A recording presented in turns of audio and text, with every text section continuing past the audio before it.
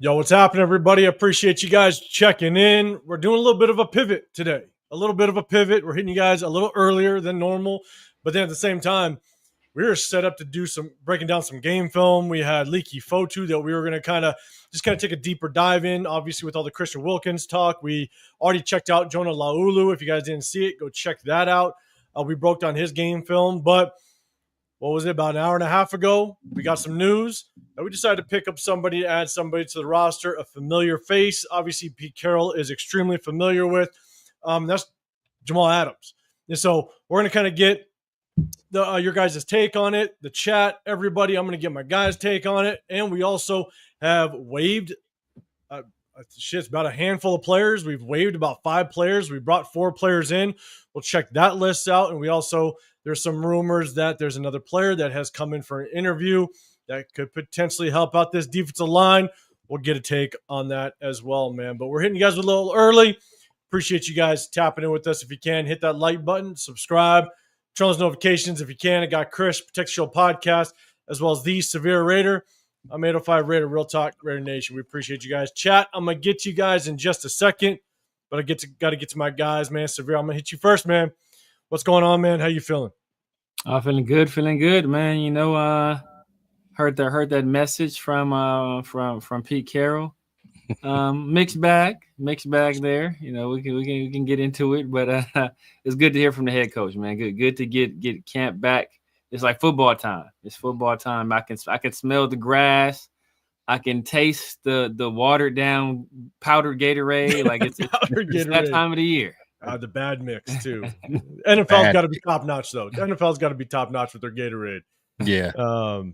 Man, you remember those days though? Because you know, playing back in the day, it's that like orange with the white top. Yeah. Pull that top off and pour that powder in there. But then at the same time, it's like it was always the yellow Gatorade. Oh, that was, man, if it was watered down, it just tasted horrible. Yeah. Horrible. Like I was hoping for like orange, because orange would kind of give you a little, like even if it's watered down, at least it was a little bit better. But if it was cold enough, you rock with it. Yeah, you can rock. Everything tastes good if it's cold enough. That Gatorade 100%. Tasted like Kool-Aid after you get done doing some some bear crawls or some man. He was like, man, this is the sweetest. All that, man. The sweetest. This is nectar of the gods. Nectar. Bear crawls were the worst, man. You know what? It was so bad because doing it when I grew up and all that. I actually, when I started coaching, I started turning it into a thing for when I was the defensive coordinator. For every point that we would give up, it was a 3 25-yard bear crawl. For every point that we gave up, you'd have to do 3 25-yard bear crawls. And I'll tell you right now, it not only did it help for the starters, right? The starters, you want to get that shutout. You want to, everybody on that sideline knew that if the starters on the field gave up any points, I don't care if you sit on the sideline, you doing bear crawls too. Yeah, and so it got the sideline hyped. It was just, it didn't matter if we're up by 30, 40 points. That entire sideline knew if you gave up points, we're still, the whole team's doing 25-yard bear crawls. Regardless if you win or not. Yeah. So that's how you got the sideline involved. That was just a little bit of tactic that I had. I didn't hate bear crawls. I you could kind of cheat on bear crawls. Yeah, if you go to the side a little bit. Yeah, go to the side, or that's why you did. You go to the side a little bit. You all right? What I hated was, I don't know if you guys did like the. Well, I think like we call them crab walks, like the crab walks. You have to do those. Oh, when you're like, you backwards. Yeah. Ain't no cheating on those. Nah, that's all triceps. This is all triceps. That's true. We used to do the what was it? Mountain climb. Like it was weird because it was like we would do basically up downs at every 5-yard mark. Okay. All the way through. Yeah, all the way down and then all the way back. But like all the way there, we would do up down, and then on the way back, we had to do mountain climbers where on each yard line you had to put your hands up, and do the them right there. We had to do that for the conditioning. They made D-linemen do that too? Huh?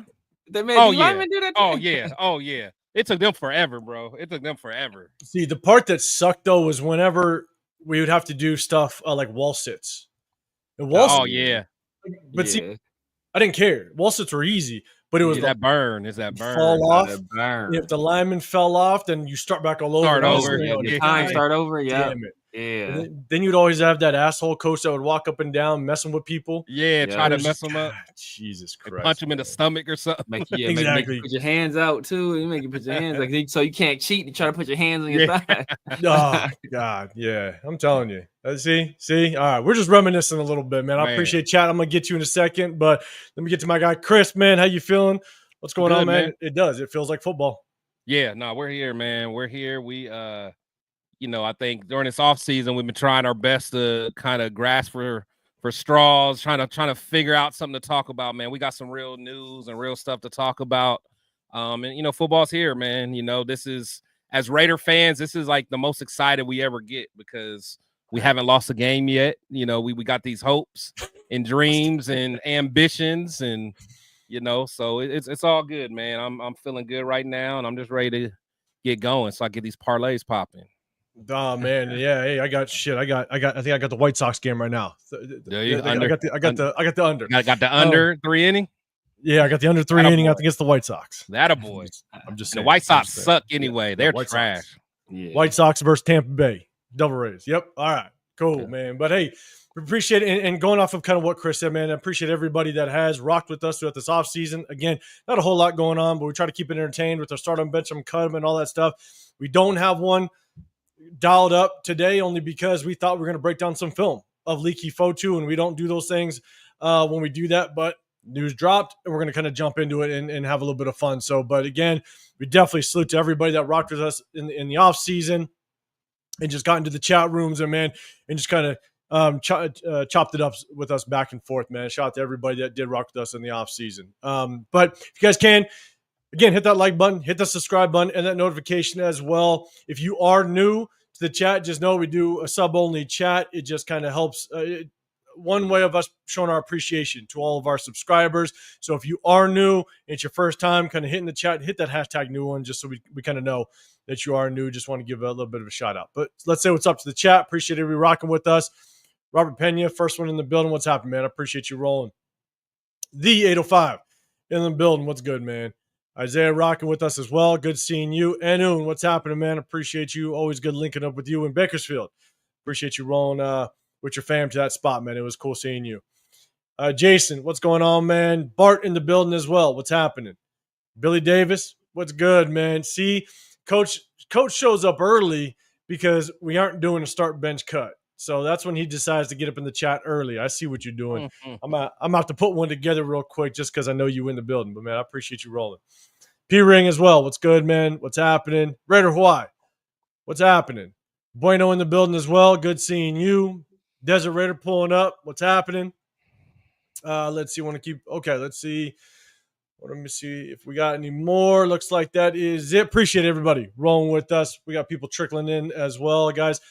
If you guys are viewing, let us know. Let us know. We definitely want to give you a shout out and just say appreciate if you guys rolling up. And we got a Legion. What up, Loon? What's happening? Raider Legion's in the building.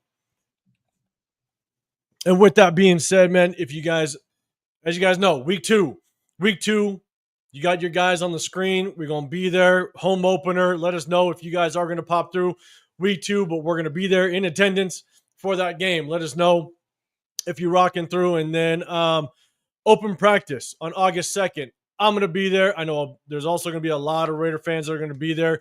Hit me up on IG _805 Raider if you are going to be there, because we're going to probably link up afterwards, do a little get together afterwards, a little meet up afterwards, and have a good time at a kid friendly place. And so you can bring the fam and the whole nine. So hit me up as well. We got more people rolling through. SoCal, what's going on? Wow. Steve in the building as well. What's going on? Shock Bowers, what's good, man? Appreciate you rolling up. And we got not only then Sacktown. What's going on, Mike? What's happening, man? Appreciate you rolling through. All right, we're going to get into it. We're going to dive into it real quick. Let me make sure I kind of set this up, share the screen. We're going to make this happen. And we're going to put it together. All right, guys, as we all know, we went ahead. news dropped today that we went ahead and signed a familiar face to Pete Carroll, and that is Jamal Adams. Bringing him in. You know, we're going to talk about this. Before we do, I'm going to leave it up. Before we do, I know we want to talk a little bit about the presser, right? Pete Carroll, he addressed the media. I know my guys, they sent to me a little bit earlier that you guys want to talk about it for a second. So I'm gonna leave this up here. But let's talk about the Pete Carroll presser.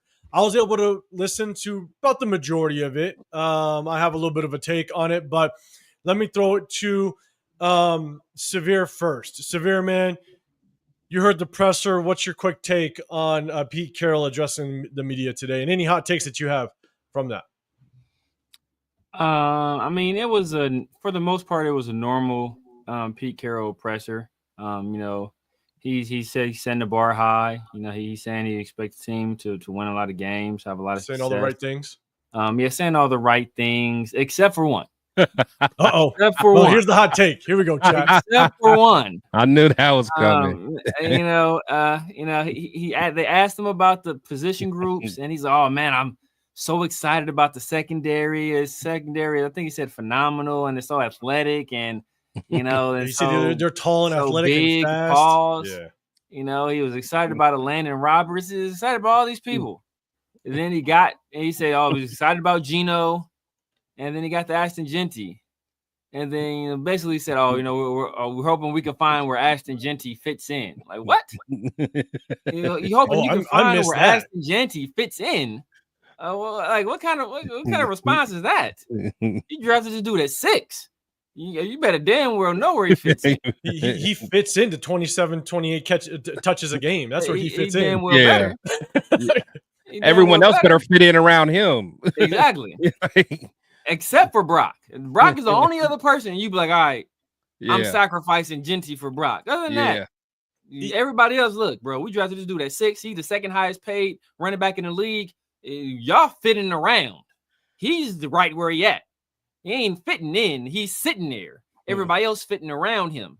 Besides Gino. Gino, you know, Gino gonna do Gino things. Brock gonna do Brock things. Everybody else got to fit in around him. Okay, so I didn't hear that. I did not hear that part. And so he clearly said, as it relates to Ashton Genty, we're going to figure out where he fits in. We got to see where he fits in. Damn, I'm going to need to rewind the tape a little bit and be like, man, was it a glitch? I sent it to Chris. Was that a 70? It wasn't like super like obvious, but I see how Severe took it that way. But man. I don't know.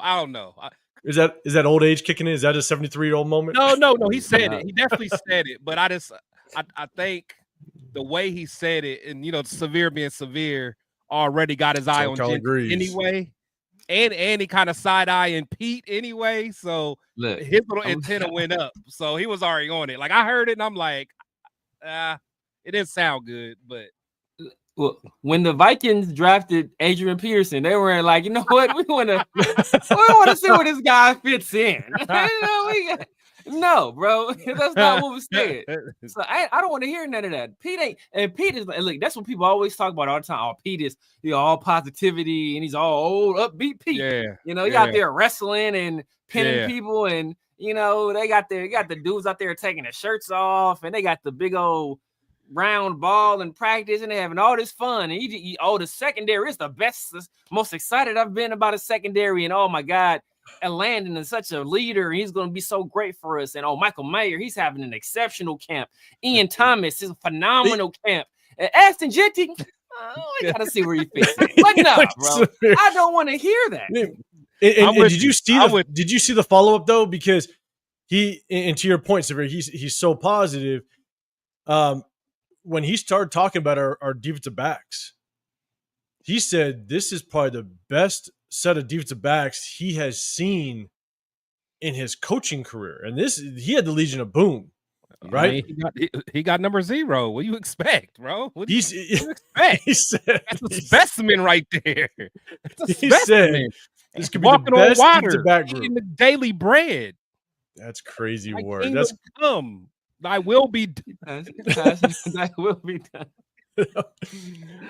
Let's go, man. All right, so let's do this. Let's do this. The chat's getting involved. Chris, I'm gonna throw it to you in just a second, but I'm gonna shout out to everybody else. People still rolling in. Appreciate you, Mike. What's going on? In the building, what's happening? Egalitarian in the building as well. Appreciate you pulling up. Carlos, I see you. What's good, man? Carlos, I don't know if you're new. Let us know. Hit that hashtag new one if you are new, man. Because we do a sub only chat, and so it's just our way of showing our appreciation to the subscribers. Greg, what's going on? Good seeing you as well. Super. Omnicron in the building. What's happening? Might be good if he's healthy. Yeah, we're just about to talk about Jamal Adams. We're going to talk about the presser real quick just for a second. What's going on, C-Gabe? Good seeing you. Let's go. Cleo Skyler in the building. What's going on? If you are new, hit that hashtag new one. We just want to make sure we shout out the new people in the building. We appreciate it. Yo, Skyler. Okay. I know we see it with the Twitch. Okay. Lou, lunatic.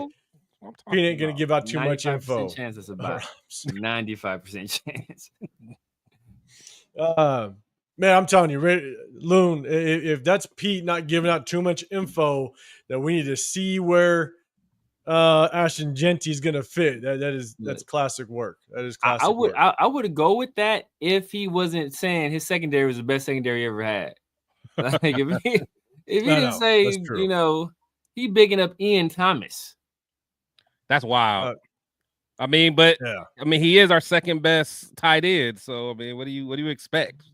What do you expect? Right. So I mean, that's our 12 personnel guy. So let's go. What up, Jason? What's happening? And the other one's in Arkham Asylum. All right, I'm done, man. I'm done. Yeah. So yes, the payback coming. So, Chris, all right, man. Give your thoughts. Anything on the presser that you heard? Yeah, no, it's just the same. A lot of more of the same for Pete. He's going to give you that positivity. I mean, one thing I do like is, he made it clear, he has high expectations. He doesn't, in his mind, this ain't going to necessarily be a slow rebound year. Like he expects these guys to compete. He expects the guys to play. I know a lot of us are just looking for a incremental progression. He wants us to really be competing. So I hope that's the case. But I think a lot of us are, done drinking the Kool-Aid, so we're just waiting, doing the wait and see approach. But he's saying the right things. He's been here for a long time. He knows what to say. He knows what not to say. So I got out of it what I expected to get out of it, to be honest. All right, good deal, man. And Carlos, man, yeah. All right, good deal. Just good seeing you in that chat, man. Appreciate you pulling up with us. So, all right, let's get into Jamal Adams, because that was my biggest take, was him basically saying this secondary looks like one of the best secondaries he's ever coached. And so, as a whole, that's kind of what, I took, and maybe that's him just trying to toot his own horn a little bit, him being a secondary guy. I don't know. So, we'll see how kind of that plays out, but maybe that was kind of a precursor to what was about to get released shortly after, and that's Jamal Adams being brought into this locker room. So obviously, Pete Carroll's got history. I'm going to kind of get the take. We'll give kind of our immediate take on it, and then we're going to dive into his stats. Not only his recent stats, but obviously what he was back in his Pro Bowl years. And so some of you guys are already kind of getting your comments in. Eagle Terrence said Jamal Adams is just a better version of Jonathan Abrams. He still can't cover. See Gabe, another strong safety who's going to be our free safety and who will be any good. I got faith in Isaiah Palomau. I'm just saying, but I do think he's going to be slotted in at that free safety spot. He was the number one free agent signing this offseason, so they brought him in. They moved quick for a reason. Just my opinion. So let's see. Steve saying this defense got some thumpers. We all know he can. He can bring it. No, facts. Jason Marshall, locker room presence alone is good from Adams. Free thinker, what's going on? Let's see. Hold on. Let's see. I just want to make sure. Okay, I'll get to the rest of them. Phil Scott, are you guys also playing games or just chilling? Okay, so I think that's on the Twitch, right? On Twitch, man. It's on Twitch. Yeah, so Cleo, I just appreciate you rocking with us. I think you're on Severe's. I think because Severe, you go to go on Twitch stream to Twitch too. He got fans. He got fans, man. Yeah, look at that. Look at that. Just chilling. At least in the Raider War Room where you're at right now. We just chop it up with Ball. We do review game film though. That's what we were gonna do until the Jamal Adams news dropped. And so, Dark, you're saying Jamal will annihilate Cox on those blitzes. Let's do this. Let's get to it first. Chris, I'm gonna throw it to you first. Initial thoughts. We're gonna dive into the stats, but initial thoughts when you heard the Jamal Adams signing. I was I'm cool with it. I understand it. Me personally, I would have rather had like a Justin Simmons, but I do. I've always liked Adams because I always liked his aggression. I like that he was an enforcer. He was a guy. He's a tempo setter, but he hasn't really been on the field much lately. He's a guy that's been injured, has been kind of inconsistent with his play.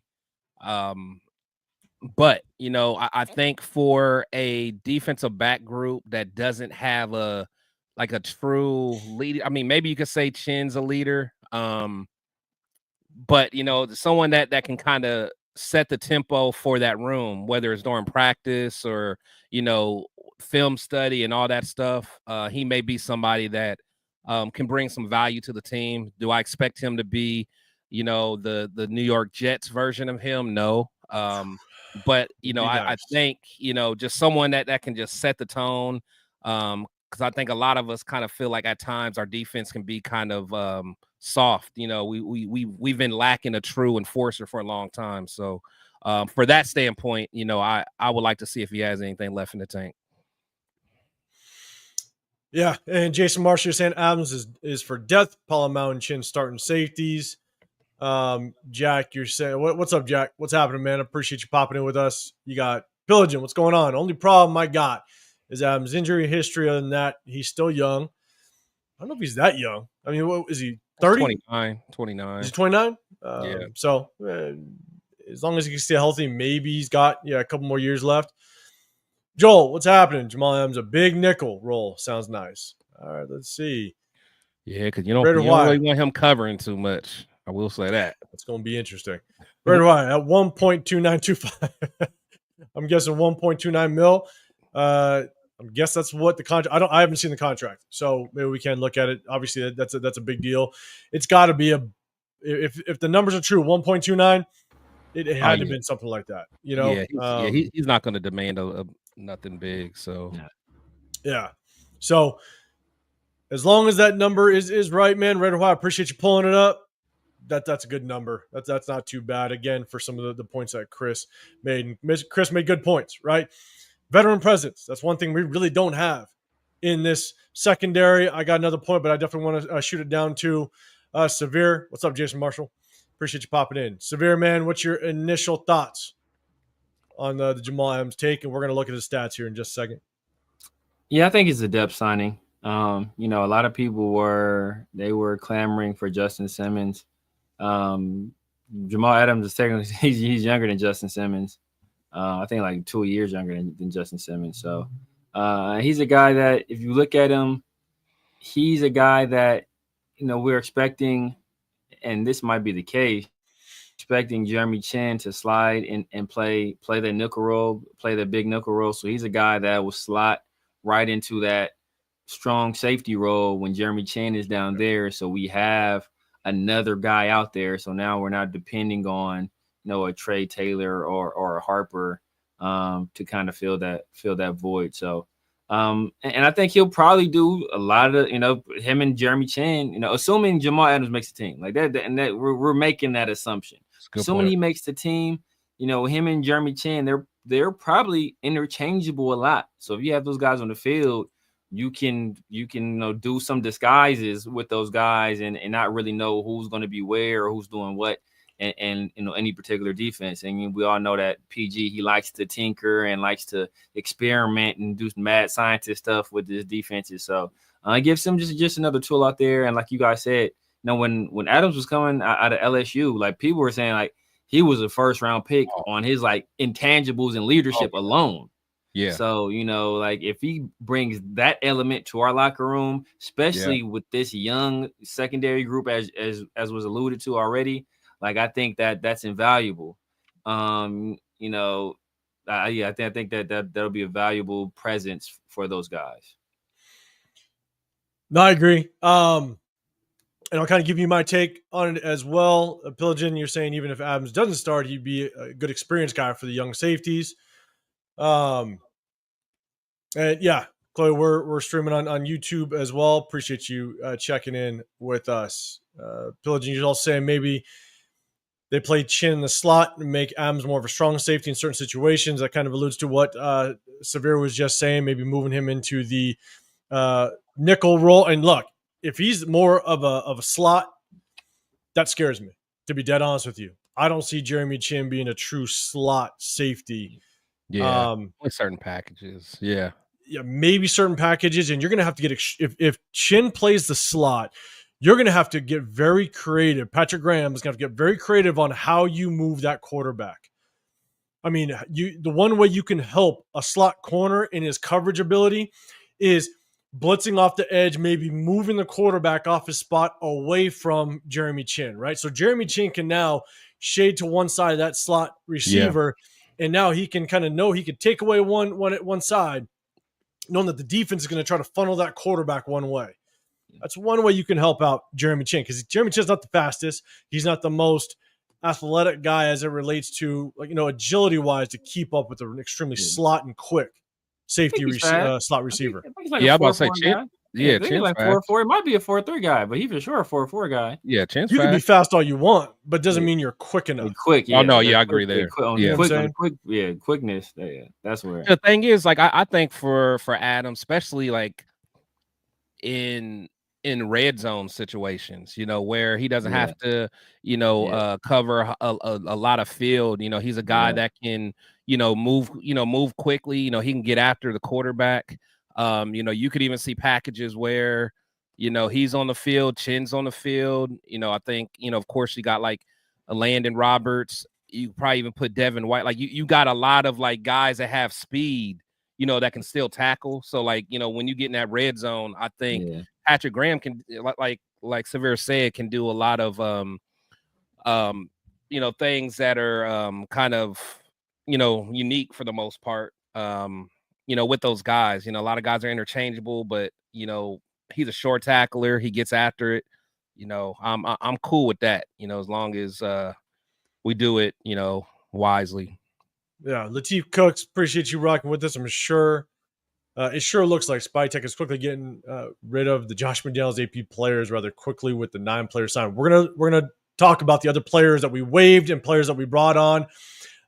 Without question, Tyler, appreciate you rocking. We've signed 5 players. We're going to definitely look at the rest of them. We're just talking about Jamal Adams. Pillagin, you're saying Washington played him in the slot in certain situations. Yes, they did. And like Chris just said, I think Severe just said too, like in certain situations, it can work. Yeah.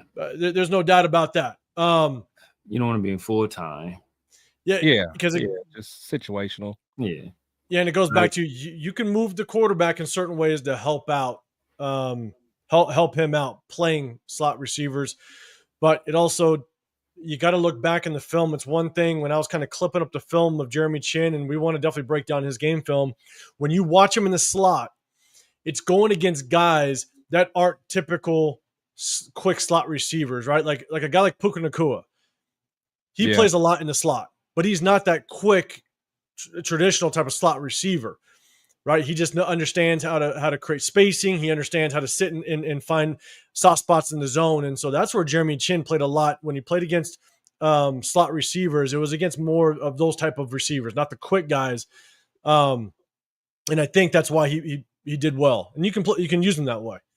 And so my take, real quick, and we'll get into the stats is, and it kind of reiterates what you guys said, right?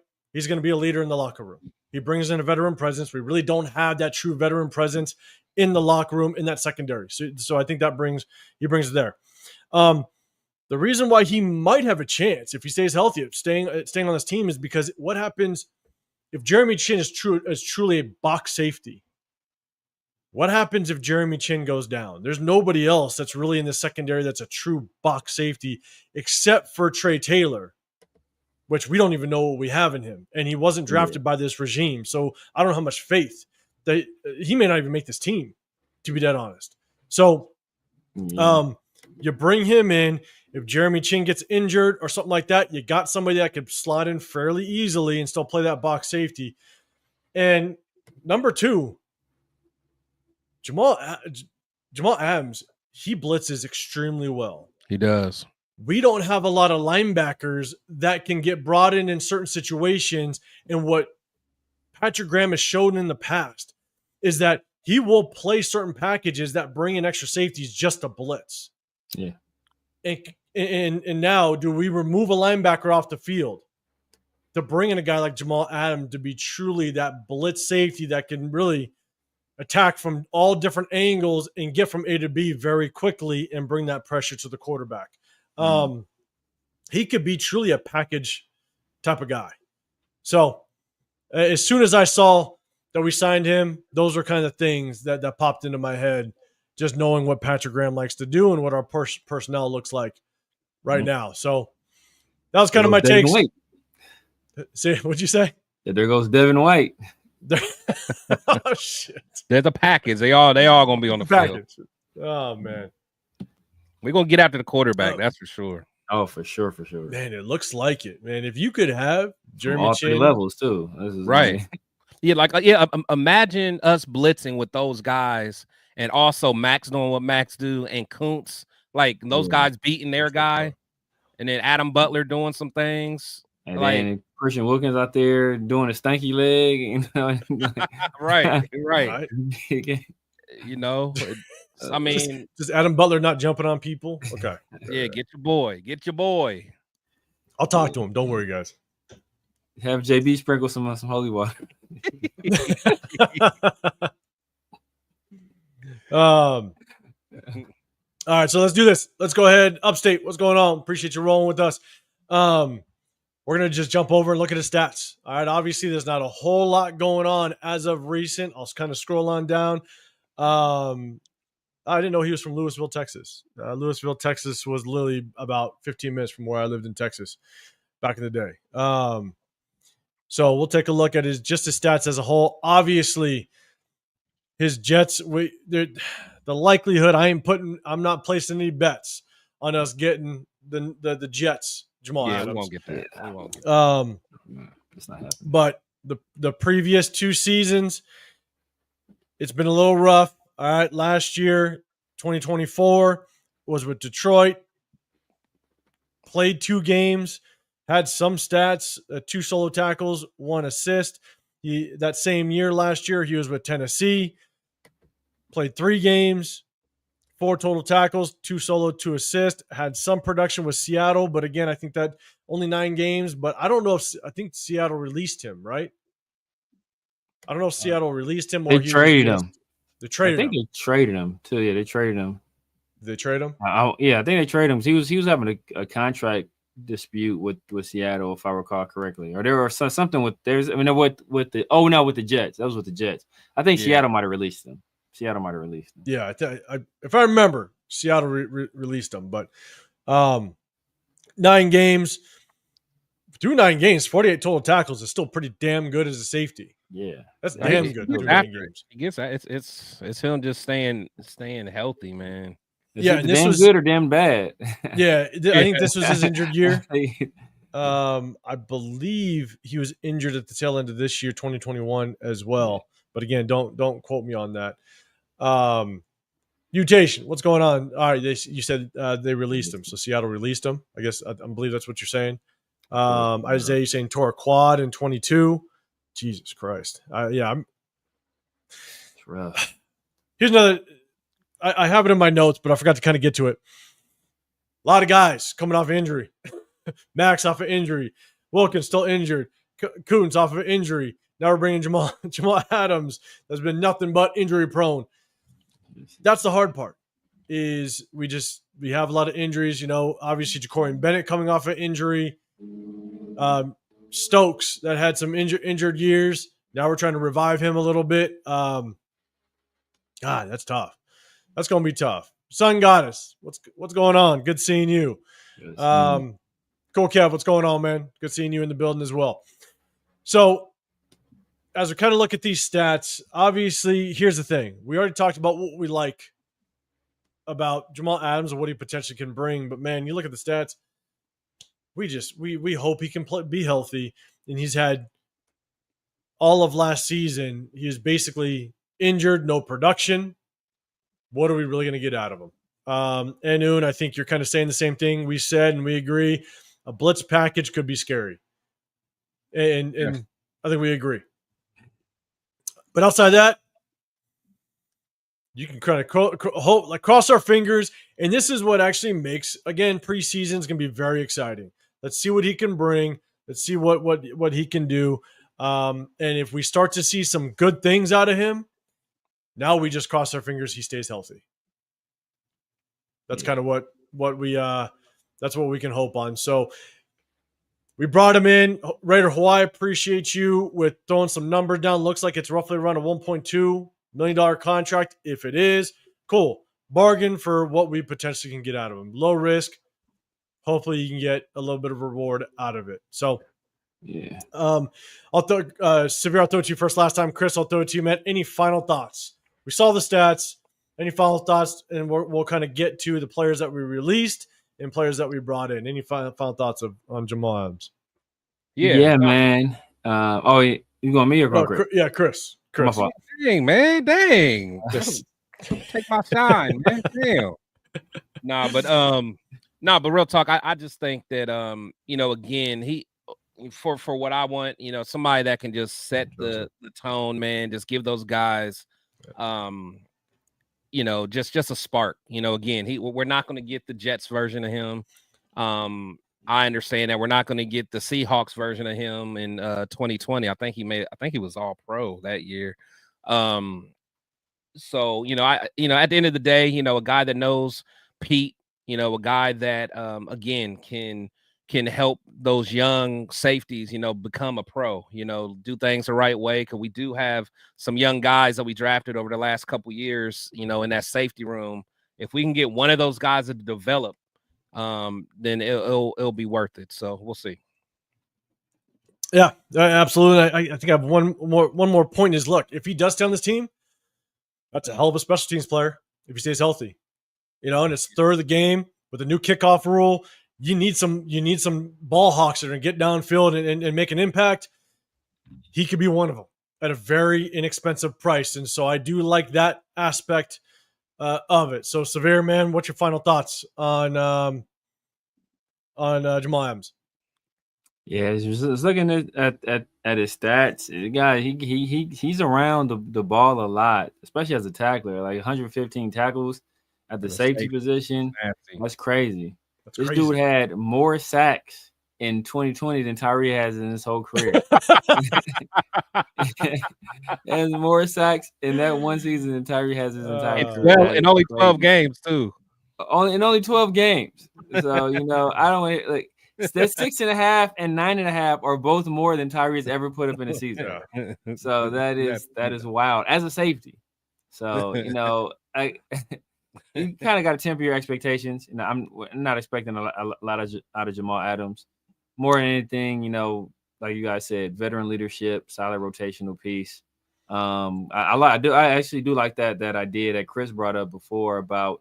When the field gets condensed and you're in a red zone or in goal line situations, having that guy out there, I think that could be something interesting. But yeah, I know a lot of people were super duper happy about it. I'm taking a more wait and see approach to it. I guess I mentioned before Donovan Darius that I always remember. we picked up Donovan Darius. He didn't even make it to 53, and I think he retired right after that. So. But even if he stays, even if we do see some production, I mean, he can get hurt like that. So you're always holding your breath. You know what I'm saying? So kind of sucks. And I think Raider Hawaii hit it up. 1.2 mil roughly, maybe a little bit 1.2 plus. And so I think that's what the contract is. Raider Hawaii put in the chat earlier. So what up, Dre? What's going on, man? Different White, like he getting paid what? Different White, huh? What's interesting, Chris, I'm gonna get your final thoughts on it. Or no, I got Chris's. That's Severe's. You slipping today, bro? What's in that cup? My bad. Hey, I'm not used to 4 o'clock. I'm not used to 4 o'clock, man. All right, I was like, I was just trying to 5 o'clock somewhere, huh? I was trying to. I know it might be clear, but it's going to affect me in about 15 minutes. I'm not used to 4 o'clock. God damn it, you guys take it easy. So, but it's interesting that we waited this long. Adams has been on the market. It's interesting that we waited this long to get him in, especially when he's just sitting there. You know, this seems like a Pete Carroll signing that he wanted Adams to get in here. Or is it they saw something in training camp, or, you know, in the rookie mini camp, the involuntary workouts that they were having, maybe they saw something that they're like, oh shit, we need help. And it's curious to be like, where is that help coming from? And so it might just be an attitude. I mean, sometimes you just lack that attitude. Maybe. You know, on the team, man, you know, because again, if you look at, you know, his production over the last few years, it's like nothing's going to just scream out like, hey, we need to bring this guy in to make a difference. You know, like nothing screams that. And even his time in Seattle when he was with Pete, like, you know, he had a good year in 2020, but it's not like, you know, he could have just left a crazy impression on Pete where it's like, oh, this guy's a game changer type player. Like the production doesn't say that. So I think it's maybe some other intangible that he may have that Pete thinks that he could bring to the table, you know, for our young team. Yeah, I'm with you. And go for it, sir. Well, I was going to say, because I don't think it's anything that he saw in any of the workouts, because that would be a hell of a delayed reaction. Like that was like weeks ago. Like y'all waited till now to do this. What it could be, because just looking at the people we cut, I think all of them were rookies. I know Mello Dotson was. I know Zakari Franklin was. I think all of them. I think Jalen Walker was as well. So all of them might have been rookies. Rookie report day was the 17th. I think they also, when they did their conditioning test. Yeah. So I think they did their conditioning test and stuff around then.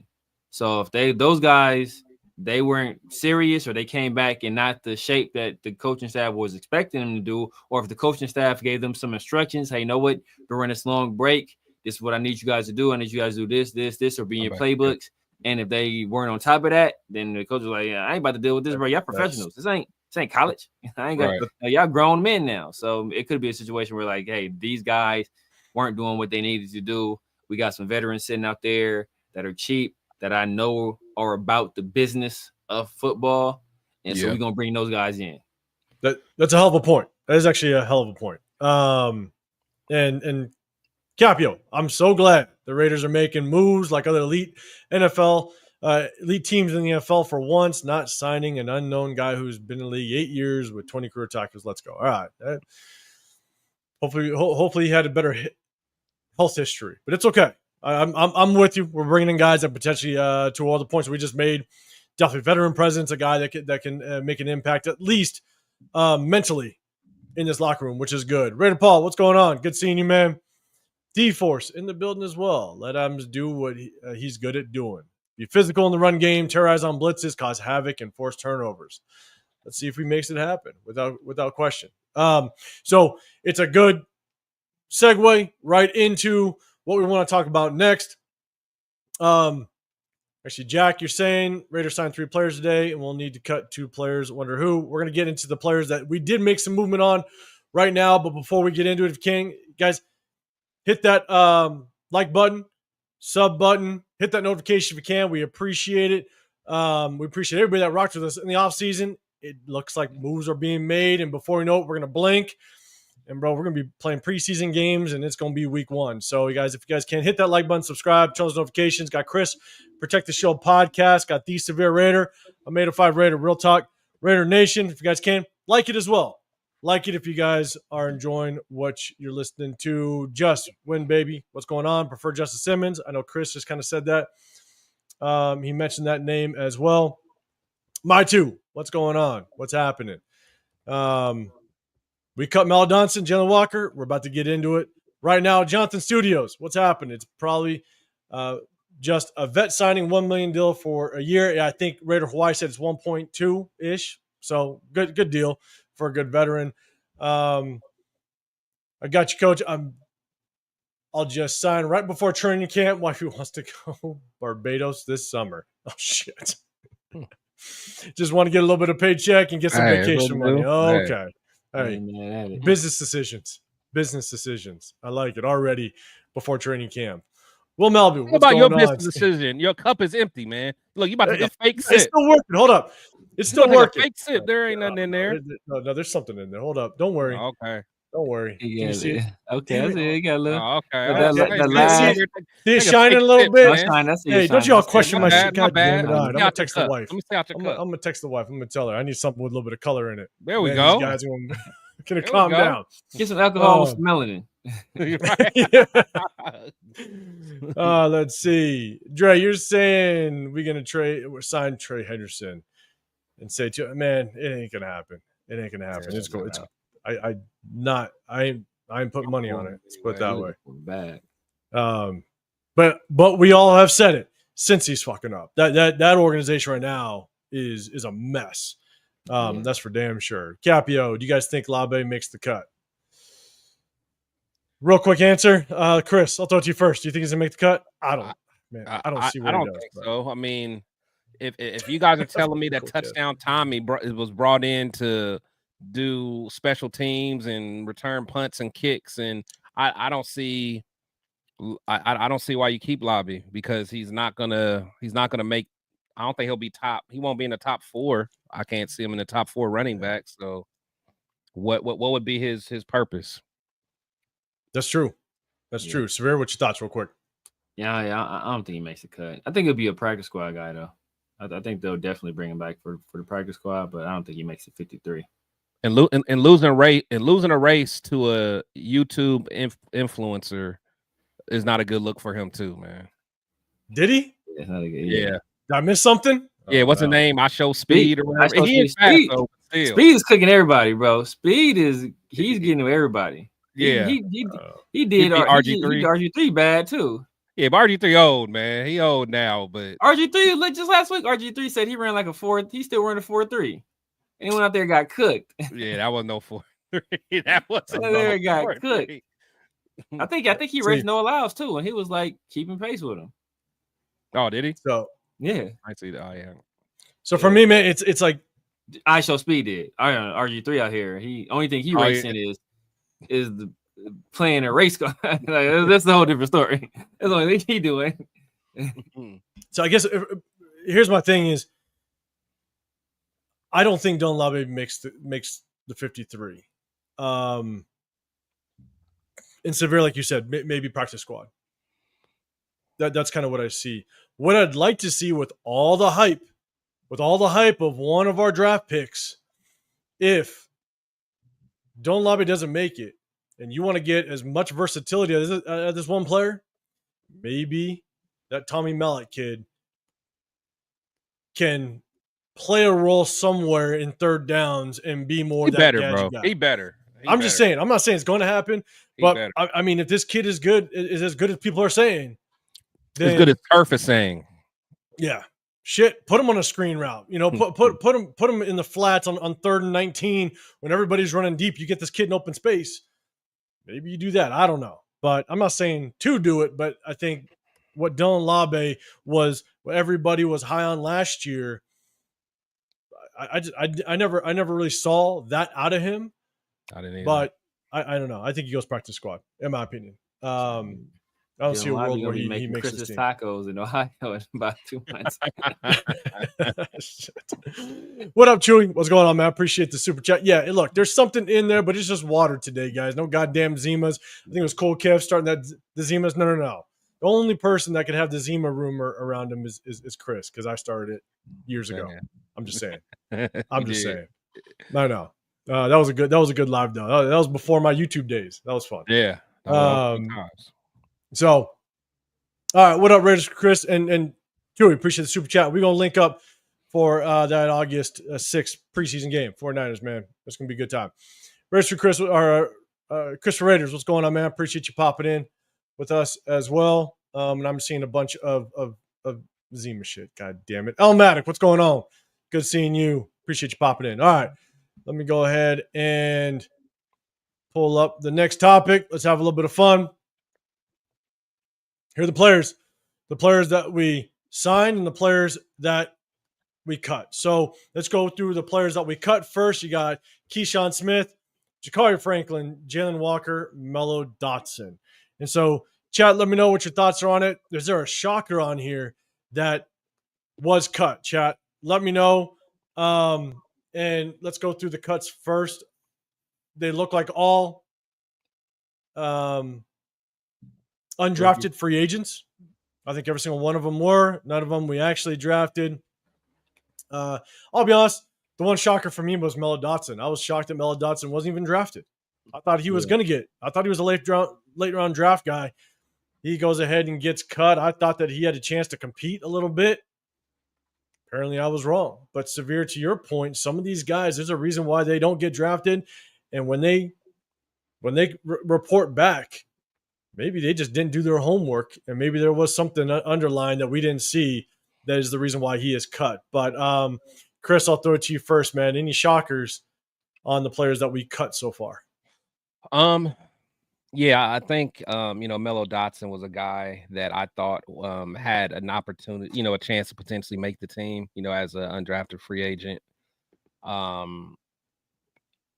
see that we did pick up that JT Woods. I think he was a guy that got drafted by the Chargers a few years back.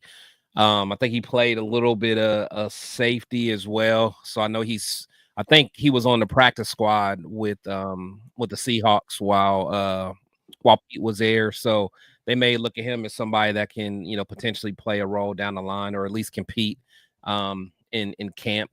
But honestly, I think Severe may be on to something as far as like some of those young guys maybe just didn't take it seriously about, being in shape or doing whatever they're supposed to be doing, coming into it. And, Pete doesn't seem like a guy that's going to be tolerating any of that nonsense. So I'm not sure if that's the case or not, but, I think, we can't rule that out. Yeah, man. And then so let's do this. You guys distract me with all the goddamn drink talks. God damn it, Dre. Severe, any thoughts on the guys that we cut? Any shockers? Anything with your take? Yeah, Mello Dotson, as you guys kind of said, Mello Dotson, that was a big surprise for me because I thought he's a guy that had a legit chance of making the team. Obviously, they picked up a few other free agent corners or UDFA corners as well. I think Gritty Vance is another one. I think they got another guy as well. So still some UDFA still on the team, but I thought Mello Dotson would have been one of the better ones. I thought he had a real chance of making the 53, to be honest with you, especially and minimum practice squad. Yeah, cut him. Especially with the condition that our corner room is in. Like, I thought he had a real shot. So seeing him go, it's surprising. The other guys, I mean, not really. Zakari Franklin, I'm kind of interested in him, but I think he went to Ole Miss. Yeah. So I kind of want to see, what he can do. Be another weapon out there, especially with a pretty shallow receiver room that we have. But that's Zakari Franklin. I think last year he was with Syracuse. Yeah, he was Syracuse. He started Ole Miss. He started with Ole Miss. Yeah. So I was interested to see what he can do, man. But we moved on to older things. So my quick takes is Keyshawn Smith wasn't really high on him. Zachary Franklin, against to your point, like I thought Zachary Franklin was going to be able to battle a little bit. You know, he had extremely good hands. His drop rate was extremely low, but his biggest knock was that he was like a 4.6 guy. Yeah. And you know, maybe again to your point, he just did not work in that offseason to improve anything. You know, 4.6 in the National Football League really is not going to cut it unless you have some crazy attributes outside of that's going to be able to separate you from the field. So I thought he had a chance to potentially just compete, maybe get on the practice squad, because he showed that he could work his way in zone. Like when you're a 4.6 guy, but your tape shows that you can still separate on some of those short to intermediate routes, that means that you have good route running ability. But apparently something else was up. Jalen Walker, in my opinion, I think he was a tweener, because I think he was only like 6'2", like 200 pounds. He was light, but athletic. Yeah. Yeah. So I just didn't see where he was going to fit on this squad unless it was a strictly special teams guy. And so I know a lot of people were high on him because of athleticism, but he was such an undersized linebacker. I was sitting there going, man, like, where's he going to fit? He's going to have to become a tweener and become a safety. But not surprised that we cut him. But the biggest surprise for me was Mello Dotson. And so let's see. Let's go. Let's switch over to who we did sign. All right. And there are some details of some of these guys. So Antonio Mafi, I think he's been in the National Football League for a couple of years. I think he was drafted. I forget who he was drafted by, but I think he was on the Colts for a little bit, played more as a guard. Yeah, guard. Some of the people in the chat, you guys are already kind of getting into it. Legion's undrafted, not on the cut list, says a lot. Cole Kev, Philip Dorsett, another New England castaway. Jack Kenna. Say what? Philip Dorsett, washed up for sure. Joel, Philip Dorsett, can he still run? I don't think he could run, even when we brought him back. He was more of just a fast guy, right? I mean, he was a speedster. We were hoping he could take the top off because we were lacking it. The last time we brought him around didn't work out. Let's see. There you go. Yes, Loon, Grady Vance is still there. Yeah. Jack can't adjust me. I'm confused. Rather take a flyer on the young Bucks versus the old washed up Bucks. Spy Tech drank too many 805 Sierra Nevadas today. So you got Seth Pete Williams. Carroll chewing, somebody slipped Pete Carroll some CBD gum today. He ain't chewing that. I don't know much about Seth Williams, just another receiver. I think, Chris, you touched on JT Woods a little bit. Obviously, we know about Jamal Adams. We kind of broke him down. So, Severe, I'll go to you first this time. Any thoughts on the guys that we brought in and we signed today? And chat, let me know too. So my guy Antonio Mafi, he was drafted by the Patriots. That's right. Out of UCLA. So, yeah, I'm about to say, UCLA. So Pete has some familiarity with them there. So, and that could not be the best sign because we didn't cut any offensive linemen in these cuts. Yeah. So, we already know we moved Lakitasi over to guard.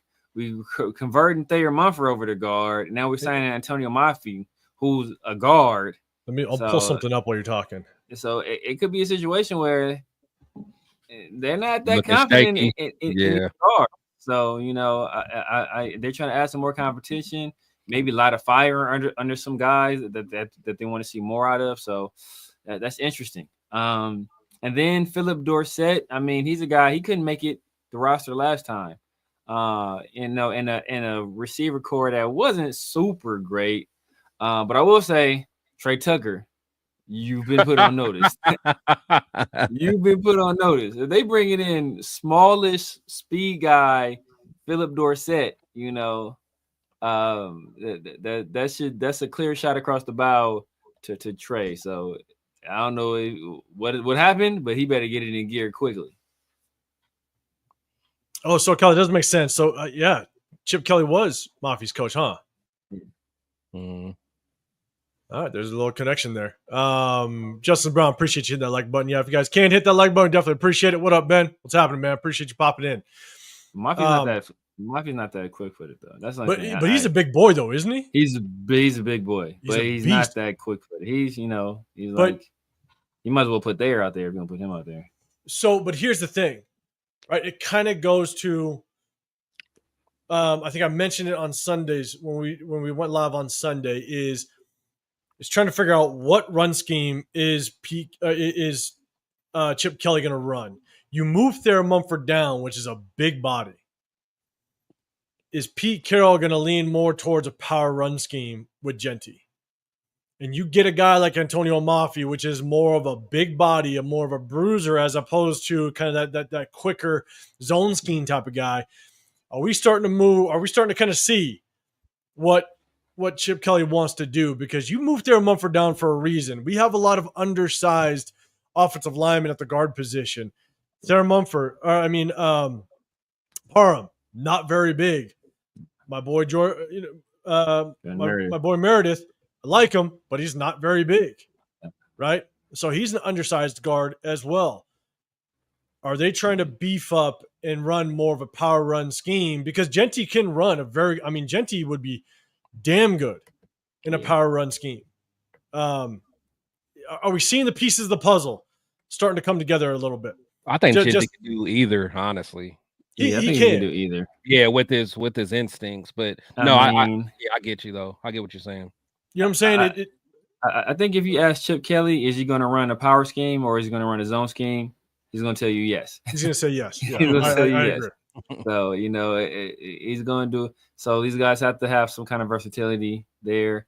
And Antonio Maffi could be nothing more than a depth piece or just another camp body, a guy that's able to translate, be that interpreter for what, I'm about to say Pete Carroll, for what Chip Kelly's asking these guys to do. Oh, we lose Severe for just a second. Wi-Fi go out. Yep. We'll wait for Severe to. Oh, there you are. Yeah. You're back. Okay, cool. I don't know what happened. So he knows what's expected of him. So I think that it could be nothing more than that. Then he's just there to kind of be a Brian Hoyer. Yeah, that's a brutal comparison. But yeah, and here's the thing, right? Is you do not rotate linemen.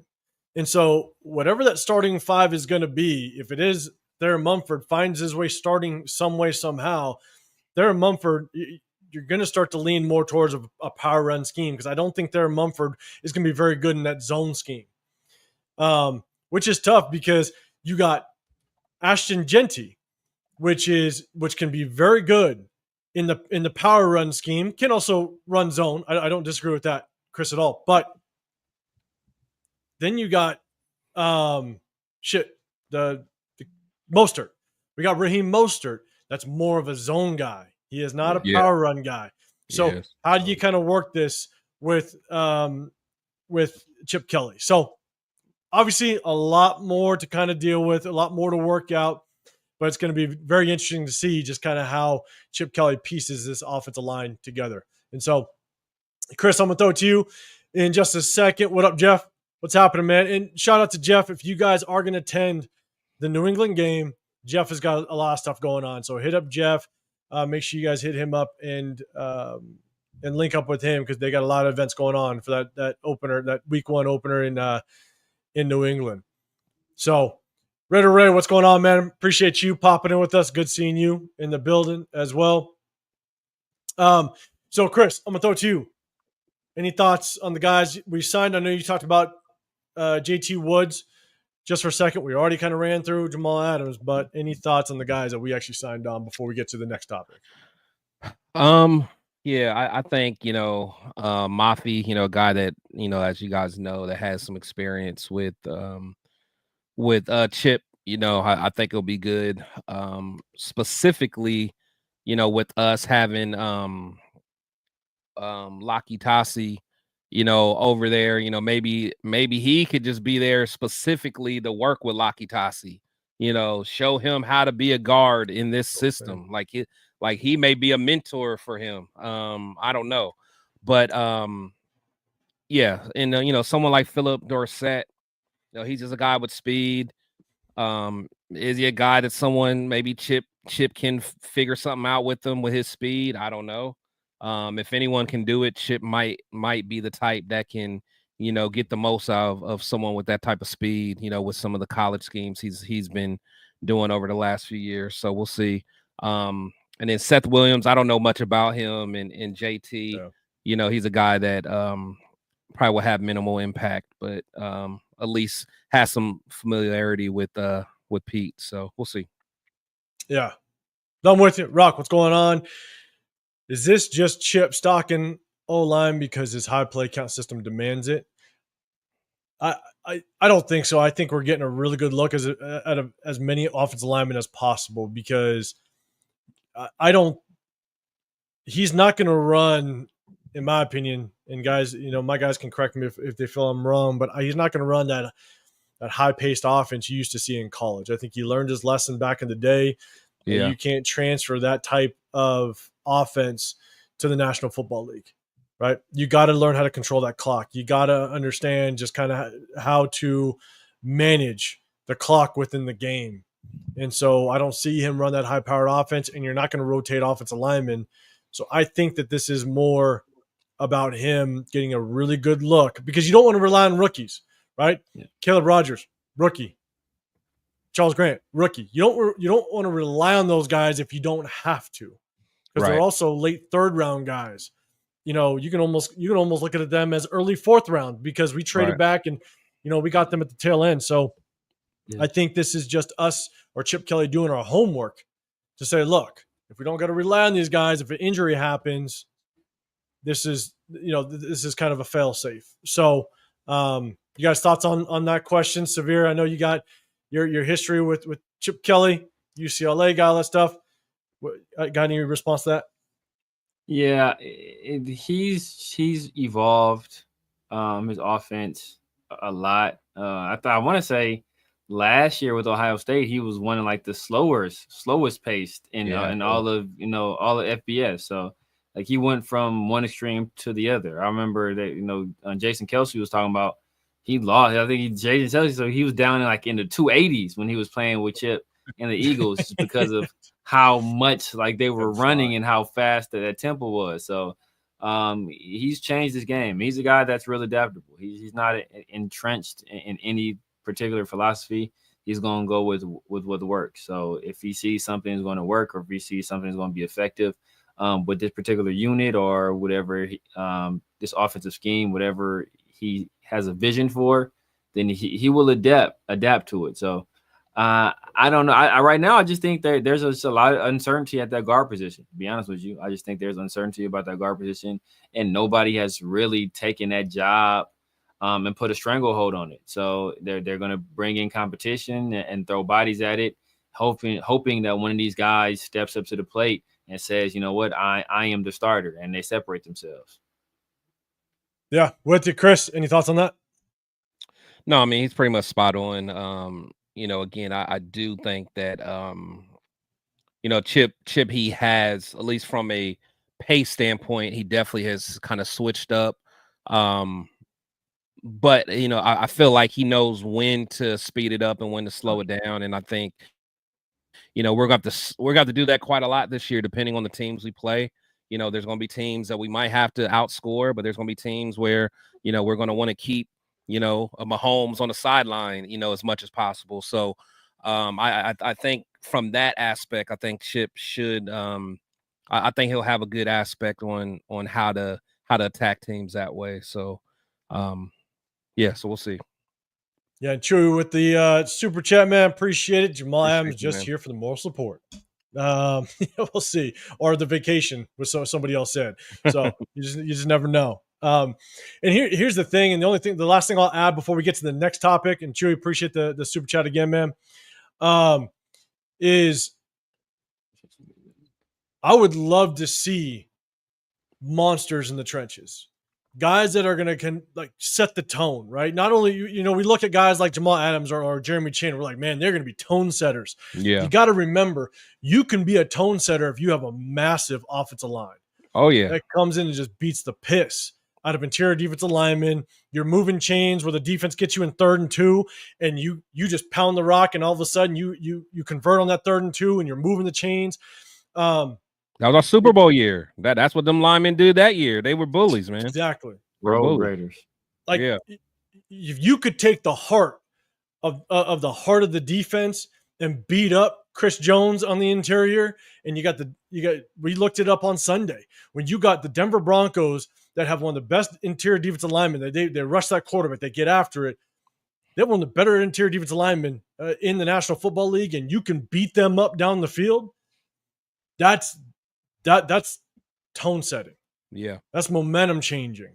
You know what I'm saying? And so you get some of these bigger bruisers down in there, and next thing you know, you got a 12, 14 play drive. You eat up 7, 8, 9 minutes of that clock. That's a whole nother world that you're dealing with. And that also changes up. Offensive schemes. Yeah. Because if an offense now knows you're only going to have the ball, 1-2 times in that quarter, it changes up to where you think you now have to move that ball just a little bit quicker downfield, right? Because you want to make sure that you can get maybe an extra 1 or 2 possessions in that half. So it kind of changes up offensive game planning a little bit if they know you might eat up 8, 9, 10 minutes of that clock. So I'd love to see us have just absolute maulers and bruisers on that offensive line. True with another super chat, man. Appreciate it. Giving Severe nothing but compliments in the building, man. Appreciate the super chat as well, man. Appreciate you. All right. So let's kind of get to the last topic. Then before we get into it, if you guys can, let me go ahead and go up to the big screen. If you guys can, hit that like button, subscribe. As you guys know, got Chris, Protect the Shield podcast, as well as the Severe Raider. I'm 805 RealTalk Raider Nation. And yes, now the cup of water's empty. God damn it. I don't want to hear anything about it either, chat. Real quick, Jack, you're saying Denver's D-line and O-line are light in the ass. They can be worn out. It's the best way to beat them. I don't know. Is Denver's D-line that light? I think their interior kind of. Are they kind of light? Okay. It's I think it's Zach Allen. I think they have John Franklin Meyer. Yeah. I don't think they really got a lot of big guys. No? Yeah. No. Because I remember him with the Rams. I think he left the Rams and went to the Jets and then went to Broncos. But I used to love him with the Rams. I think he may have only been there 1 or 2 years, but I always thought he was nice. He was nice. I don't know why he didn't stick somewhere. Obviously now he's got somewhere and he's going to stick because he's a good player when he gets opportunities. But yeah, but they're not that big. Okay. All right. That's on me. So I didn't know. I thought Denver was just a little bit bigger in the interior defensive line, but more reason why we beef up. We can move some people around. So let's get to the final topic of the day. Let's go. Bang. So former Raiders defensive tackle Quentin Jefferson visited the team today. Again, just another sign that we might try to build even more into the trenches. But here's the thing. We all know Quentin Jefferson. He's a veteran. He's more of a bigger body. He's more of a bigger guy that potentially try to set the tone a little bit. That's something that we really don't have too much, except for the guy that we were going to break down the film, Leaky Fotu. We're going to break down his film. He's more of a bigger interior defensive lineman that can help out on short yardage situations, maybe just a role player. Quentin Jefferson might be that type as well. And maybe, severe to your point, maybe they didn't see that. Maybe they saw something that we're missing that nobody that's existing on this roster is going to be able to help out with. And maybe it is that short yardage situation. So chat, let me know what your thoughts are on. Do you think we should bring in Quentin Jefferson? Chris, I'll throw it to you first this time, man. Any thoughts on the rumors? He's not in the building, but any rumors of this, your thoughts on this, and then would you want to bring him in? I'm not against it, man. I think he's a guy that has some some diversity to his game. He play mostly DT, but he can also kind of go to outside and maybe be a defensive end on a 3-4. He's always been pretty good against a run. A big guy, but he's been pretty good against a run. So familiar, another guy that's familiar with Pete Carroll, familiar with Max Crosby.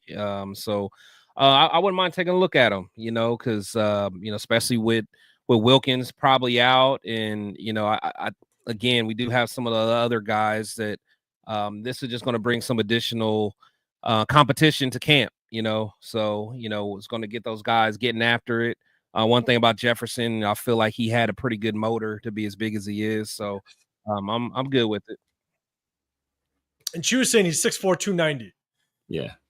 I thought he was bigger than that. No, I thought he was. I thought he was into the 300s. Yeah, he's more of a pass rush DT. More than he's like he's like a 3-tech. He was 3-tech. Yeah, 3-tech. He is a 3-tech. Yeah. Yeah, like to me, I felt like he's seen bigger when he played with us. Probably he was nice with us. I don't know why. I mean, I think it's the scheme change. I think that's probably the only reason we let him go is because the scheme change.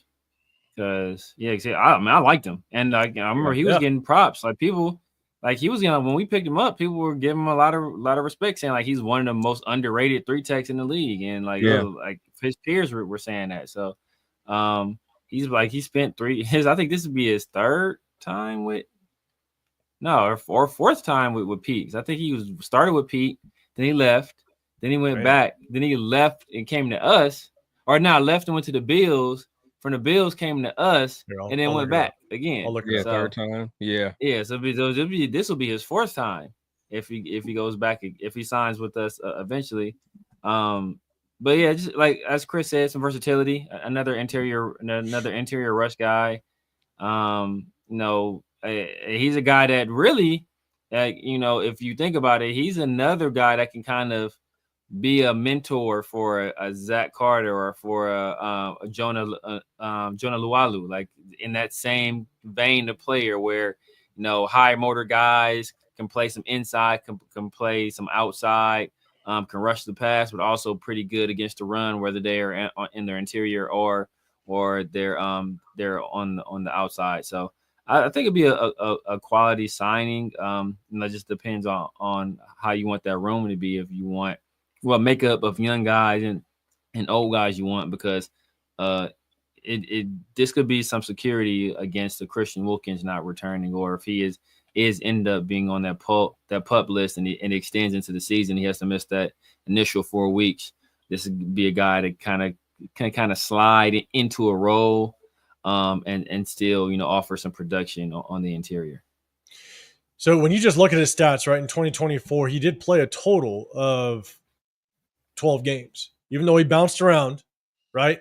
Cleveland, then Buffalo, still got playing time. Yeah. This kind of tells me that this is a guy that is going to come in and he might try to just compete right out the gate with some of, like all we need him for. You're saying, Jonah Laulu, Leaky Fotu, these guys. I think he's going to come in and he without question, he's definitely going to compete and push them a little bit. I'm not sure if this means anything as it relates to Christian Wilkins. Right, we saw the dancing video. We saw that stuff. Is this just another piece to kind of bring in just in case we don't see Christian Wilkins to kind of start week 1? And I know we talked about it on Sunday. Kind of our gauge is we're waiting for that week 2, that second preseason game. Yeah. If he doesn't get off that pup list, that second preseason game, we may not see Christian Wilkins week 1 potentially. Yeah. So. But you kind of start out with Seattle, obviously was with us for that one single year. Good production, man. I thought he played bigger. That's why I thought he was maybe bigger than what his measurables are, because I feel like he played bigger than 6'4", 290. But then went back 17 games with the Seahawks, 14 games with the Jets, and then kind of bounced around in 2014. So, if we do bring him in, I think it's a good competition piece, good veteran presence. And like Spytek has said, as well as Pete Carroll, they want nothing but competition. So I'll go back up here. Any last thoughts on Quentin Jefferson? I know we kind of both talked about it. Any last thoughts on this one from you guys?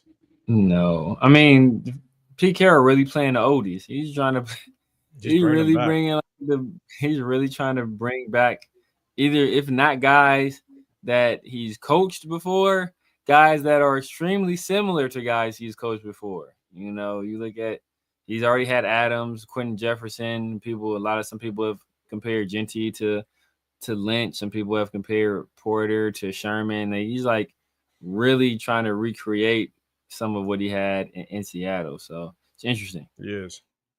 He really is. You're right. With Jamal Adams coming aboard, and now potentially Quentin Jefferson. Because I mean, shit. If we go back, I'm gonna go to the big screen. But if we go back, okay, we cut 4 players and we signed 5. So if we bring him on, that means we most likely might have to cut 1 more player. So it'd be very interesting to see. Yeah. Because we never replaced Cam. So we're even. Yeah. So that'll be interesting to see kind of who gets cut. So Cal, you said I'd take a flyer on him. Bart, I'll kind of go back to it. You're saying bring in Quentin Jefferson as well. Chewy giving the measurables. Appreciate that. Enu, and you're saying Quinn's nice. It's not bad. What up, Yoshi? What's going on, man? Appreciate you rocking with us. Art White in the building. What's happening? You're saying a good rotational piece. All right. Yes, let's see. Chewy's saying maybe he can help Tyree. Tyree's going to need help wherever he can get. Only person on this team that can help Tyree is Jacorian Bennett, and we know why. Pray for him, baby. Pray for him. Shit, let's see. Rock talking about Mario Edwards Jr. God, man. Might as well. I remember that guy. Mario Edwards. What's the other guy out of that weird JUCO he went to, or weird college he went to? He went to I always forget his name. He went to the Giants. I don't know. I'm blanking. I don't know. The school was in New York. He was a 2nd round pick. He was another Reggie McKenzie special. Was it a Reggie McKenzie special? I think it was another Reggie McKenzie special with them weak 2nd round picks. Hey, it was the DN. Dang, what's my guy's name? I don't know. Dang. I'm blanking.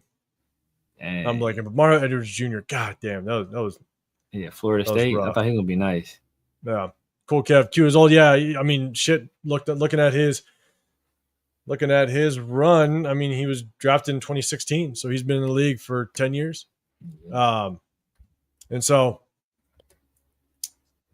Christopher Raiders. I'm with that sign. Quentin Jefferson. We need help on that D line. Yeah, I think we all kind of gathered. We could bring him in as a good rotational piece in competition in this building. And so SoCal, I think Pete's bringing his old players to help with the youngsters out. Maybe that's what it's looking like right now. Chewy, we're going to have a team full of old guys. Pete thinks we're young. Hey, Pete's just trying to get people in, just kind of, match his age a little bit. He don't want to be called the old man in the building, even though he's going to be 74 years old when kickoff happens week 1. That's crazy. That is crazy work. So let's see. Jonathan Studios is saying, and that's why Seattle said, thanks for your service, Pete. We're going to go in a different direction. And it's exacerbating now because he's 73 years old and hired 2 of his sons. He did hire 2 of his sons. You're right. So I'm with you. But hey, look, that's kind of, we kind of broke it all down. When news is slow, we're going to bring back the start 'em, bench 'em, cut 'em, the blind top 5. We did have a plan of breaking down Leaky Fotu's game film, but we kind of flipped the script a little bit when the Jamal Adams news hit. So we want to kind of come on here, talk about that. But news is going to start flying, especially with other players. We're not the only team that's going to be waiving players. Other players are going to get waived. You might see if we decide to make a move, if someone is let go. Chronicles, what's up? What's happening? My guy Raider Ray got it. Jihad Ward. God. Oh, Jihad wow. Ward, yeah. Wait, Jihad Ward. God, wasn't he in the Big Ten though? Didn't he play in the Big Ten? I know the first school he started at was some like super small school in New York. It was like some crazy small school. He might have transferred after that, but I remember that was like the topic. Like he started at some like crazy. I thought he was like Michigan State. Wasn't he? Yeah, he was Michigan State. Yeah, or was that Shalik Calhoun? That's Shalik Calhoun. Maybe Jihad Ward was too, but I know what you call it. Jihad Ward was in Big Ten too, I think. Was it Indiana or Illinois? Indiana, Illinois? Yeah, it was one of, I think. Or Syracuse. Illinois or Syracuse. I think it was like orange and blue. Illinois or Syracuse. Isaiah, Illinois. Yeah, one of them was Illinois. Okay, so Jihad Ward was Illinois. And Shalik Calhoun was Michigan State. Yeah, Shalik Calhoun for sure was Michigan State. Yeah, I know that for sure. Yep, Isaiah's coming in. I never forget that thing. He went to the Globe Institute of Technology. Exactly, in New York, right? I think so. It was a junior college. Yeah, some crazy stuff. Like it was crazy. Look at Jihad started at Globe Tech. That's wild. That's crazy work. That's like another Cam Morris situation, low key. He's low key another Tyree, where he's like long arms. Like, man, this kid with his long arms. It's like Chronicles is back. Well, we've seen you, man. What are you talking about? who's the guy with the gray shirt? I don't know. There's a ton of gray shirts on here. I'll switch up real quick and put a gray shirt on. That'd be off brand. We can't do it. We can't have that. It's like clear Coke. I'll tell you right now that I was so pissed off when we took Shalik Calhoun, because then the reports came out that he had like knee surgery, like a few weeks before the draft. I was so pissed when we picked him up, but I think we're pissed off with a lot of draft picks. I thought Shalik Calhoun was about to be nice. Me too. The way they were selling that pick, and people who was like grading the pick was like, man, this guy who's one of the best pass rushers in the Big Ten. This guy's he was. I'm like, this dude about to be a monster. He was like 3-time All Big Ten. He was getting busy, man. And I'm with you. And then that report came out that he had knee surgery or something. He had to attend some sort of issue with his knee. And I'm sitting there going, you got to be kidding me. That's Reggie McKenzie. That's Reggie McKenzie. Everybody draft is injured. I had something wrong with them. Ah, Jesus Christ. All right, he's serious. Carl Joseph was 5'2". He's the one that got was he the one that got DJ Hayden? He got DJ Hayden, yeah. He got DJ Hayden. That's Reggie McKenzie. He got PJ Hall. He got like a 5'9" D tackle out of D2 in the second round. He was Obi Melifanu, who never played football. It looked like he never played football in his life. All right. We're gonna get to that question, but real quick. All right, Chronicles. He really wants the shirt, so I'm guessing it's Chris's, because that's a shirt. That'd be Chris. So Chris, what is yeah? Is that shirt just like NFL shop type shirt? Like what? Yeah, probably. Yeah. NFL shop Chronicles. Yeah, probably. But I probably found a Asian version. Probably got it a little bit cheaper. So a Temu. Yeah, man. They had to wait a while, but it got here. Sure, come here 2026 season. Yeah. Got it for cheap, but it got here 6 that months was before later. What was the name? Was it Swami something? Was it like Ali something Ali? AliExpress. Alibaba or something like that. AliExpress, yeah, AliExpress. Yeah, something crazy. This is before Temu, before Wish. Like ordering stuff off of there. I ordered one time. I ordered a jersey. I ordered a jersey one time off of those offshore brand areas, man, and like the collar came out like this thick. it was like a straight V-neck going all the way down. I'm sitting there going, what the fuck did I just do? And I was like, yeah, okay, last time. First time, last time. That's what it is. Gotcha. Oh man. Yeah, because like the neck was like crazy. Like I swear to God, they sewed on like a 4X neck on a medium jersey. Yeah, see. That's how they got me. Because the size back then, size would be off. But back in the day, I was wearing a 3X calls. Yeah, right. Shit. It'd be like this young ass shirt on me. It don't even go past my belt. What is this? Yeah, you be thinking you get an extra large, but you ain't know it's a Asian extra large. Exactly. Looks a lot different. Like 5'10". Like, man, this guy is like Severe trying to get that down, barely getting past his armpits. That's what it is. Man. All right, so Chronicles. Hopefully, we answered your question. So here's a fun question. We're gonna kind of end with this, and chat. Let us know what you think. Anoon, you're saying, would you rather have Shalik Calhoun, Mario Edwards Jr., or Clelin Ferrell. So, which one of you guys want to go first? I feel like Edwards had like a couple decent seasons with us. Yeah, I feel like. If you talking about, go ahead, go finish. My bad. Yeah, because it's like Ferrell. I mean, Ferrell was kind of off and on, and I think a lot of us just from where he got picked, a lot of people kind of got at him, but if he would have got picked where he should have got picked, probably like late first round, early second, no one would care. But Mario Edwards, like I said, he did all right. I'll take him. Yeah, Severe. Any thoughts? Because I think Dre, he's saying Mario as well. Any thoughts on that? If you're talking just what they did with us, I'm probably taking Clee. Well, do like just from college, like who? From college. Yeah, it's Ferrell by a mile. It's Ferrell by a mile. Yeah. He won the Ted Hendricks Award. He was ACC Defensive Player of the Year. He won 2 natties. He was a leader. He was on the team with Dexter Lawrence and Christian Wilkins, and Trayvon Mullen and Tanner Muse and Isaiah Simmons. He was the leader. Yeah. So he was the best player.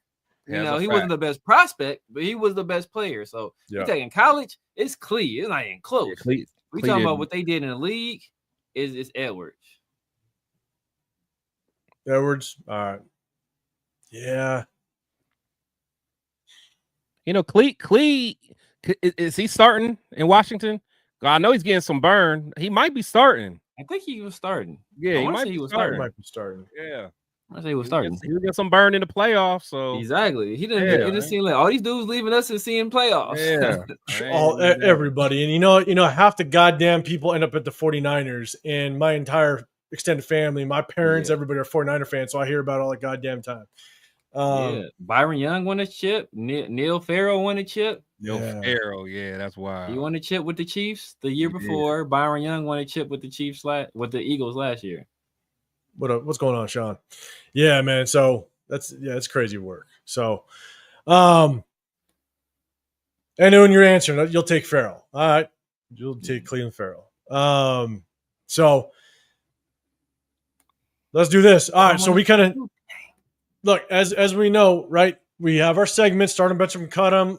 When news starts to fly, we definitely want to take our time, and we want to be able to address the news that's going down. So when it gets a little slow again, we'll bring back the start and bench them, cut them, have a little bit of fun. We'll bring back the top 5.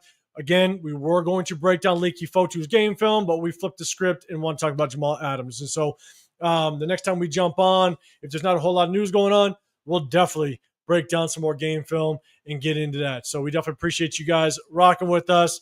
We're going to kind of cap it off here. Again, just want to say thank you to everybody that rocked with us in the offseason, because at this point, it's just going to start to fly and news is going to start to get wild. We're going to have fun with it. So appreciate the chat. Appreciate you guys rocking with us. Before we get out of here, Severe, man, let the people know what you got going, what's happening throughout the week. You guys know what it is, man. The Severe Raider here on YouTube, IG, Snapchat, TikTok, X, Twitch, everywhere. The Severe Raider, Kick, True Social. Holla at your boy. Everything. Just look at social media. I don't know how long they'll let me stay on True Social, but hey, if y'all over there, holla at your boy. They're gonna do some investigation, man. Get this off of here. But yeah, man. I'm rocking out with my guys Sunday and Tuesday. The Raider War Room cooking. Always a great show with my dogs. And then I'm with my guy Pharaoh NFL a little bit later on today. With the 50-50 show, and then I got Around the Shield on Thursday. So tap in with us. I know there were some new faces in here.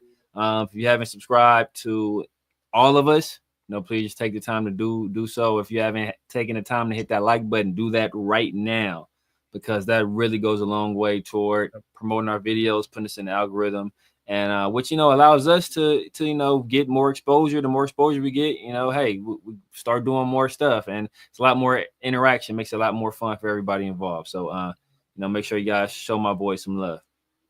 And at the same time, we do a sub-only chat. It just shows our appreciation to the subscribers, right? Not a lot of people do it, but we try to do it because, again, it helps kind of get your comments up there. I see it, and I try to get to them as much as I can. So that's just where we kind of show our appreciation just a little bit. So Chris, man, I know you got your show with Dub. Thanks to Dub, we're gonna be rocking week 2.